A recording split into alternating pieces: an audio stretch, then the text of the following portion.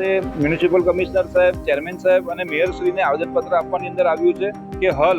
વડોદરાની અંદર નો બેનર નો હોલ્ડિંગનો જો નિયમ મૂકવાની અંદર આવ્યો છે તો ગણેશોત્સવના 15 દિવસ પૂરતો આ નિયમ હટાવવાની અંદર આવે, કેમ કે આ ગણેશોત્સવ દરમિયાન મોટી મોટી કંપનીઓ દ્વારા ગણેશ મંડળોને એડ મળતી હોય છે, દુકાનદારો દ્વારા ગણેશ મંડળને એડ મળતી હોય છે, જેનો એક ખૂબ મોટો ફંડ ફાળો મંડળની અંદર આવતો હોય છે, જેને કારણે ઉત્સવની રંગે વડોદરા શહેરની અંદર ઉજવણી થાય છે. જો આ બેન 15 દિવસ માટે હટાવી દેવાય 23 ઓગસ્ટથી લઈ અને 5